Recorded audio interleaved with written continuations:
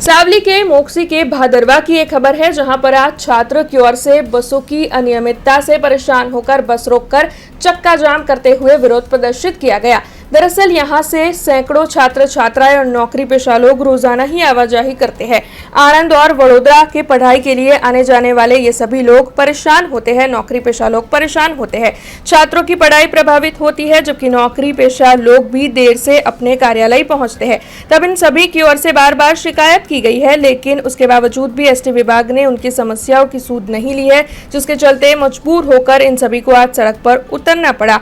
हालांकि इस आंदोलन की सूचना मिलते ही तालुका पंचायत और जिला पंचायत के जनप्रतिनिधि भी मौके पर पहुंचे और एसटी विभाग के अधिकारियों से उनकी ओर से तत्काल समाधान की मांग साझा की गई। तो वहीं चक्का जाम की सूचना पर भादरवा पुलिस भी मौके पर पहुंची और छात्रों को समझाकर स्थिति को इस वक्त शांत करवाया गया है, लेकिन इस पूरे वाक्य का वीडियो सोशल मीडिया पर तेजी से वायरल हो रहा है। સાવલીથી સાકરદા તરફ, સાવલીથી સાકરદા વાયા આણંદ તેમજ વડોદરા તરફ જતી બસોનું છેલ્લા કેટલાય સમયથી ટેલિફોન તેમજ મૌખિક રજૂઆત બાદ પણ એસટી વિભાગ દ્વારા બસોની રજૂઆત વિદ્યાર્થીઓની ધ્યાન પર લેવામાં આવી હતી। તેમજ આ વિસ્તારના વિદ્યાર્થીઓ જે મોટી સંખ્યામાં શાળાએ તેમજ કોલેજ તરફ જાય છે તે દરમિયાન નોકરિયાત વર્ગ અને દવાખાનાનો પણ એસટીની બસોનો ઉપયોગ કરે છે। તેમને છેલ્લા કેટલાય દિવસોથી ખૂબ તકલીફ પડે છે, જ્યાં ઊભી રહેવાની પણ જગ્યા હોતી નથી। એક બસમાં 80-90 ઉપર સંખ્યા હોય છે। સરકારશ્રી તરફથી પૂરતી બસોની ફાળવણી હોવા છતાં ડેપો મેનેજમેન્ટ તેમજ વિભાગીય કચેરી દ્વારા એમનું મિસમેનેજમેન્ટના કારણે વિદ્યાર્થીઓને પૂરતો ન્યાય મળતો નથી અને વિદ્યાર્થીઓને અવર જવરની